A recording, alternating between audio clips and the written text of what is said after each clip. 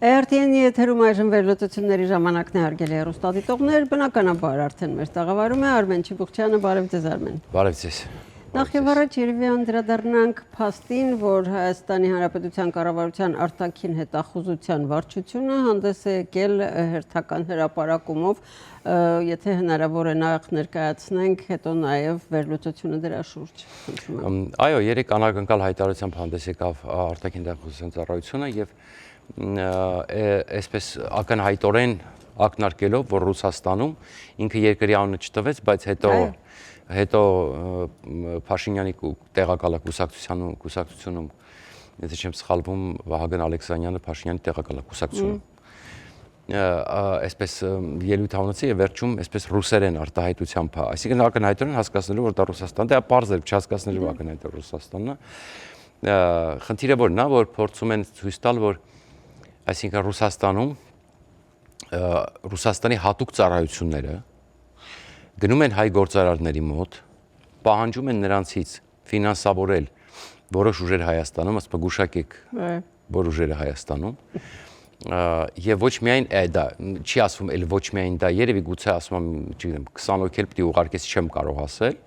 ասենք գուցե որտեւ այդ թեմայի մեջ են արտակում, բայց գլխավորը ֆինանսավորումն է եւ ոչ միայն դա, ենթադրում եմ, որ նաեւ ինչ որ մարդկանց պետքա ֆինանսավորի ուղարկի Հայաստան, ենթադրենք եւ այլն, դրա համար Փաշինյանը ասում, որ իրենք ինչ որ Ռուսաստանում հարցում են արել, որ Ռուսաստանից եկողների 84%-ը իր օգտին է քվեարկելու, չնայած իրենք իրենց հակասում են, Ալեքսանյանը ասում է, որ ուղարկելու են, որ մեր դեմ քվեարկեն, Փաշինյանը ասում է, որ գան իմ կողմ են քվեարկելու, մեկ անհանգստանում է, մեկը ուրախանում է, չգիտես այդ տարբերությունը, բայց այդ հարցը հետևյալն է, տեսեք, ես կողմ եմ այսպիսի հայտարարությունները, որ արվում են, խնդիր չկա։ Բայց խնդիրը հետևյալն է, ես տեսեք, ակնհայտորեն հիմա ինչ է ասվում։ Ակնհայտ է, չէ՞ որ Սամվել Կարապետյանի համար է հիմնականում արվելու, այսինքն եկեք ենթադրենք, լավ ասենք կարող է Քոչարյանի եւ Ծառուկյանի համար էլ արվի գուցե, բայց եկեք այսպիսի մի բան հասկանանք, եթե հարցումներով բոլոր ցույց են տալիս, որ փաստորեն Սամվել Կարապետյանի ուժը այսօր ամենամեծ շանսերը ունի եւ գումարած որ ակնհայտ Ամերիկյան ինստիտուտի հարցումներն էլ էին այդ ասում, այո, ես չեմ ասում որ իրանք ինչ որ հարցում էին բանալը մոգոնել, որ ասենք իրանք արդեն չգիտեմ 16700% ունեն, չէ, ինչ որ թե 18000, չգիտեմ, մի խոսքով։ Հա, մի խոսքով։ Այսինքն խնդիրը որն է, պարզա որ պետքա հիմնականում հիմա հարց։ Եթե դուք ասում եք, որ ռուսական ԱԱՑ-ն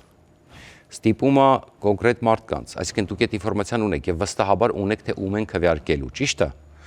Ահա։ Ես ինչ եմ ասում այսքան ժամանակ, ասում այդ կուսակցությունները պետք է արգելվեն եւ թույլ չտրվեն մասնակցել ընտրություններին։ Հիմա, եթե դուք սրա համար եք անում, ընդ որում, նորից եմ կրկնում, Ռոբերտ Քոչարյանը խոստովանեց, որ ճիշտ է ինչ որ ինքը մի բան վաճառել է սիստեմային, բայց մի բան դեռ ունի, ինչ որ բան, աշխատավարձ չի ստանում, բայց ինչ որ տենց ինչ որ եկամուտ ոնց ստանում, վերջերս կարծեմ ասած չեմ սխալվում։ Տեսեք, այս բոլոր Ծառուկյանը սրանք բոլորը պետքա արգելվեն, որովհետև նախ ամոթ է որ մենք այդ մակարդակի խորհրդարան ունենանք, դա խայտարակություն է։ Երկրորդը Եվրոպան կողջունի, ասենք դժվար է պատկերացնել էլի, որ ասենք օրինակ, չգիտեմ, ես վստահ եմ, ես չեմ ուզում մտնել, ասենք ընդհանրապես այդ խոսակցությունների մեջ Ծառուկյանը եւ տղայի, թե որտեղ է տղան եւ ինչ կախվածություն կարող ունենա Ծառուկյանը դրսի հետ, հա, եւ այսպես շարունակ։ Դրա համար եմ ասում, բոլորին հիմք կգտնեն։ Վստահ եմ, Եվրոպայում ծափահարելու են։ Սա նաեւ մեծ հնարավորություն է բացելու, որ պարլամենտ անցնի, ասենք, չգիտեմ, իրանց արևմտամետ համարող, ասենք, չնայած արևմուտքի հետ Հայաստանում ոչ մեկ իրականում կապ չունի, ոչ մեկ չի հասկանում ինչ է արևմուտքը։ Ես վստահաբար եմ ասում, ոչ մի ուժ չի հասկանում ինչ է արևմուտքը իրականում ամբողջապես։ Բայց լավ, իրանք իրաց հրճակել են, ես կողմ եմ, դա կարևոր մեսիջ է, չէ՞, ի վերջո։ Դա ճանապարհ կբացի այն ուժերի համար, որոնք իրանց արևմտամետ են հրճակել։ Մենք կունենանք ավելի բազմազան խորհրդարան, վերջապես դա կլինի, գիտեք, ասում եմ անկյունակ իրականում մտածող խորհրդարան, աշխատող շատ ավելի, չեմ ասում տենց չի լինի, որտեղ մեր քաղաքական դաշտը աղետարի, բայց համեմատության մեջ իհարկե, համեմատության մեջ համաձայն եմ։ Եվ տեսեք, լրիվ ուրիշ պատկեր կունենանք, լրիվ ուրիշ մեսիջներով աշխարհին։ Սա շատ կարևոր է։ Հիմա, բայց եթե սա անում եք ուղղակի անելու համար, որի արդյունքում ոչ մի բան պետքա չլինի, չէ՞ որ դուք ասում եք, որ FSB-ն ռուսական ստիպում է, որպեսզի Հայաստան, այսինքն նշանակում է FSB-ն, չէ՞ տրամաբանությունը ու Հայաստանի հետ ուժը ուղիղ կապված են։ Օտար երկրյա գոր հատուկ ծառայությունները, տենց է չէ՞ ստացվում, ես ոչ մի բան սխալ չեմ հասկանում, չէ՞։ Դե ձեզ տեսնենք ասում։ Հատուկ գործակալների Դե մասին։ ձեզ տեսնենք ասում, որովհետև հիմա այս հայտարարությունից հետո առնվազն այդ ուժը, որին իրանք ակնարկում են, այդ ուժը կամ պետք է դա ընդհանրապես ձերբակալության գործերա գնալու, որովհետև դուք հասկանում եք, ինչ է պատահում։ Կարելի է մի բան ես ավելեմ։ Այդ ուժի մասին որ խոսում են, ախր ակնհայտ է, որ նա իրավունք չունի ոչ падգամավոր դառնալու, անձը նկատի ունեմ Կարապետյանը, ոչ էլ վարչապետ դառնալու։ Հիմա բայց իրանք ասում են, չէ, մենք գալու ենք, ավելին։ Բայց եկեք նաև ավելի մի քիչ հեռուն գնանք, իսկ այդ դեպքում ում համար են պայքարում Ռուսաստանում։ Նրա անվան տակ, որովհետև արդեն մյուս հին ուժերը հայաստանյան գրեթե ոչնչացված են, ոչ ոք նրանց ձայն չի տալու, այս անվան տակ պիտի բերեն գուցե վերջում դաշինքով միանան ու բոլորով միանան։ Ես չեմ կարծում, չեմ բացառում, բայց գիտեք ինչի, տեսեք, ուշադրություն դարձեք, որ իրենք ըստ էության նույն բանն են ասում, իրենք ըստ էության իրար սատարում են մեծ հաշվով, հա, չնայած ասենք, որ որպես այդպեսին բացի Ծառուկյանից, եթե մենք այդ երեքին ենք վերցնում, որովհետև Փաշինյանը այդպես գլխավոր ընդդիմությունը այդ երեքին նշանակեց, եւ նաեւ իդե բանի հարցումներն էլ ըստ էության, չէ, այդ փաստեցին։ Հիմա, եթե մենք վերցնում ենք այդ երեքին, բացի համենապես կարող է ես չեմ լսել, ես ներողություն եմ խնդրում, կարող է ես չեմ լսել, բայց որպես այդպեսին Ծառուկյանից դեռ Սամվել Կարապետյանին աջակցելու եւ բանի մասին դեռ որևէ բան չեմ լսել ես, հա։ Բայց Քոչարյանը ակնհայտորեն ցույց տվեց, որ ինքը ուրեմն այսպես համ խանդով է վերաբերվում, բայց համ էլ չի կարա, որտեղ ես որքան հասկանում եմ Պուտին այնտեղ կարող է ջղայնանա, չի կարելի ասենք։ Դրա համար որքան հասկանում եմ, տեսեք ինչ ասեց Քոչարյանն, ասեց ես մաշեցի, ճիշտ է մենք մաշվեցինք ասեց, բայց ես իմ ուզում ասի ես իմ հեղինակությունը օգտագործի, իմ հեղինակությունը մաշեցի, բայց իշխանության հեղինակությունը մաշեցի, ճանապարհ բացեցի նոր ուժերի համար, իսկ նոր ուժ բաժանումը նկատի ունի ակնհայտորեն։ Դրա համար ելի եմ ասում, հերի այս խոսակցությունները, ասենք գնալ Եվրոպային ասել, մեր դեմ հիբրիդային պատերազմա փող տվեք եւ այլն, մեզ ուզում են գործ է պետք անել։ Եթե դուք հիմա ամբողջ ազգին հայտարարում եք, որ այսպիսի բան կա, ուրեմն առնվազն պետք է այդ ես չեմ հասկանում եք հակառակ դեպքում ես չեմ տեսնում իմաստը սա հայտարարելու ուրեմն մի բան պետք է արվի չէ դե տեսնենք երևի դե տեսնենք հուսանք որ պիտի արվի բայց մի բան էր էլի 3 ուժ ենք ասում երրորդը եթե Քոչարյանն ենք ապա Քոչարյանն ըստ ամերիկյան ինստիտուտի հարցումների 4%-ն էին հաղթահարել ընդհանրապես բայց դրա համար պետք է 5% չէ 4 կուսակցության դեպքում իսկ դաշինքի դեպքում 7% արդեն 8 է եթե չեմ սխալվում փոխվեց չէ փոխվել են 4 ու 8 առավել եւս ուրեմն առավել եւս եթե դաշինք ես ներողություն եմ վերջին տվյալներում ինչքան ես գիտեմ այո առաջ 5 ու 7 էր հիմա 4 ու 8 է եւ ըստ էության այնտեղ գիտեք ինչ կուսակցություն չեն իրենք դաշինք են ճիշտ եք բայց իրենք կարող են դաշնակցությամբ գնալ կարող են չէ այսինքն տարբերակ է չէ այո տարբերակ է բայց հիմա հիմնական տարբերակը մեր եթերում գովազդն է հարգելի հեռուստադիտողներ Երևանն եք ուղարկում օթանավով Երևանն են ուղարկում Ստեղ ուղարկում են Երևանում ստանում են $1.99 սենսացիա Այ սենսացիան է սա ծրի է Իսկ ավտոմեքենաները կարող եք ուղարկել անհավատալի ցածր արժեքներով Նավով վճարում եք 1 արկղի համար 2 արկղել անվճար Հա իսկ դրամական փոխանցումները 1%-ով կասեք Աշոտ դա ուղարկել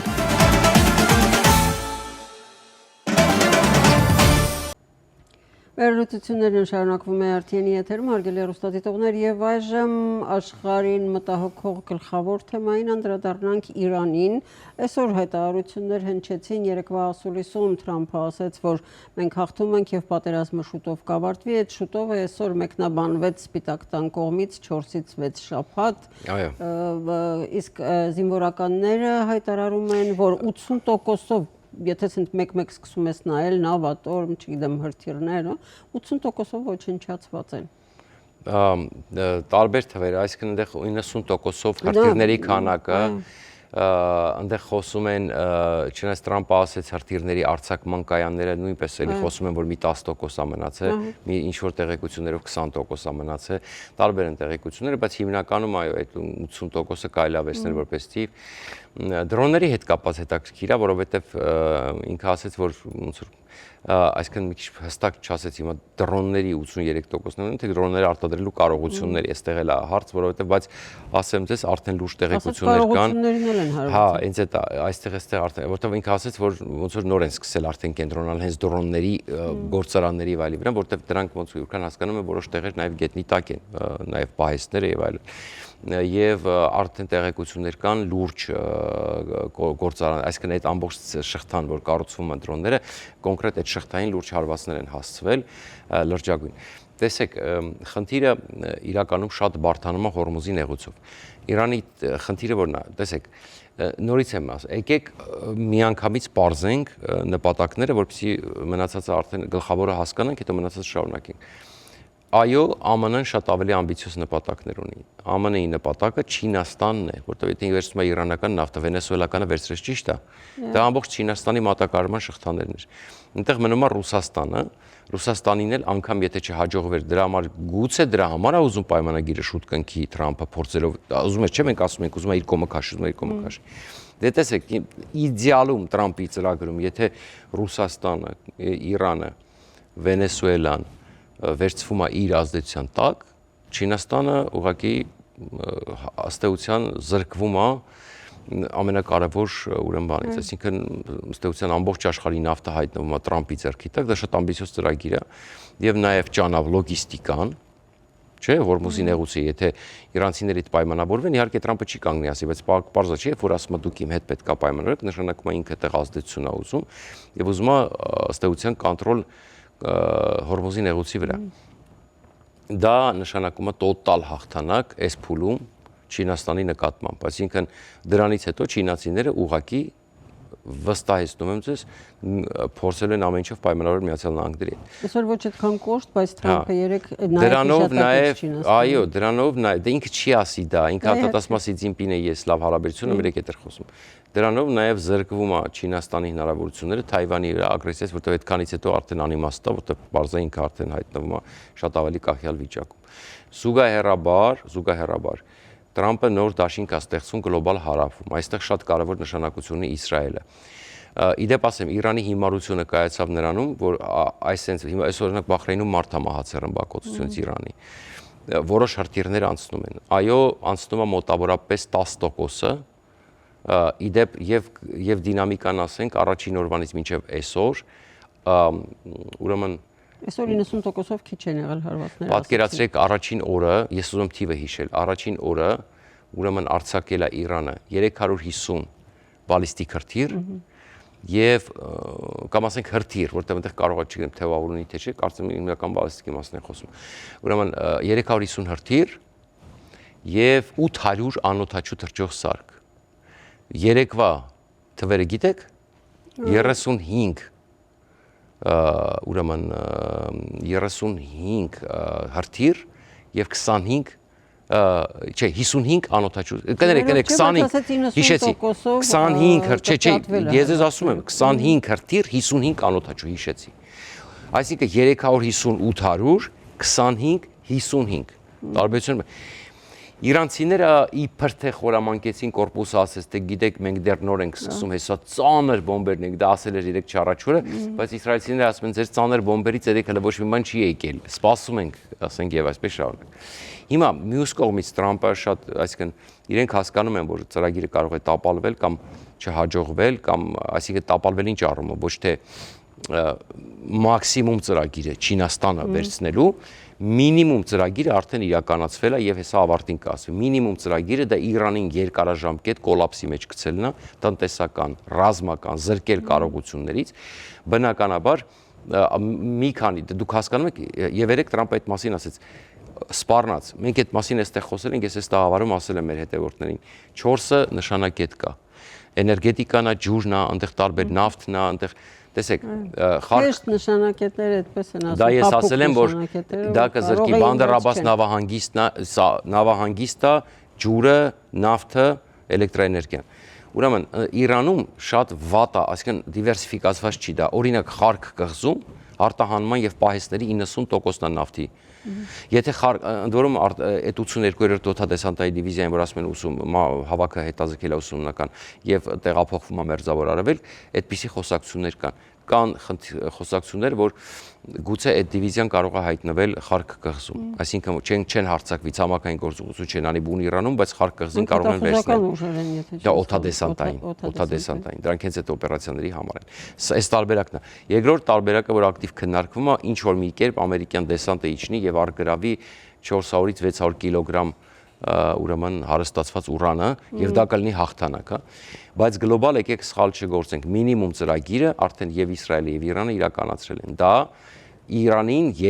դուք հասկանում եք Իրանի տնտեսական վիճակը։ Իրանը,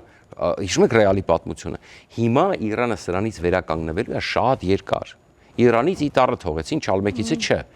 Դա համար Մոջթաբան ընտրվեց, բայց Մոջթաբան վիրավոր է եւ արդեն կարծես թե իրանցիներն են հաստատում, որ նա վիրավոր է եւ հիմա ո՞րս է սկսվել։ Թրամփը ասաց, ես դժգոհ եմ Մոջթաբայի ընտրությունից, կոնկրետ եւ ասաց ոչ թե չենք ուզում նախագահ, որը պետք է նույն խնդրը մեր համար առաջացնի 10 տարի հետո, չենք ուզում այսպիսի առաջնորդ, որը պետք է նույն պահվածքը ունենա։ Մենք ուզում ենք Իրան, մենք ուզում ենք համակարգը փոխենք, մենք ուզում ենք նորմալ, խաղաղ եւ այլն եւ այլն։ Դա Հայաստանին շատ ձեռնտու կլինի, բայց կա եւ հակառակը, որ եթե Թրամփը ասեց, եթե կոպիտ ասած, եթե ինչ ջղայնացնեք ու չգնաք իմ այդ համագործակցության, այդ կարևոր հեշտ թիրախները, որը ձեր հերը կան։ Ամեղ մարդիկ են ուժը։ Ոչ միայն ամեն, այստեղ տնտեսությունն է վարի գնալու, որտեղ դուք հասկանում եք, ասում եմ, այնտեղ եւ ուրեմն ես ասել եմ, եւ գազի հետ կապված, եւ նավթի հետ կապված, այնտեղ հիմնական գործարանները, ասենք ոնց որ խոշորացված է եւ 1-2 վայրում են հիմնական օբյեկտները։ Եթե այդ օբյեկտները հոսանքի հետ կապված, ասենք ջրի հետ կապված կարող են լուրջ վերահասցնել։ Եթե դա արվի, Իրանը կարող է քարե դար նետվի եւ դա վերականգնելու համար պետք են ահռելի գումարներ եւ տասնյակ տարիներ, հա։ Ու ընդ որում պետք է հասկանալ, որ Իրանը սանկցավորված է մնալու։ Այսօրվա համար այսքան հարգելի հեռուստադիտողներ, հետևեք իրադարձությունների զարգացումներին մեր եթերում, կհանդիպենք վաղը, ցտեսություն։ Հաջողություն։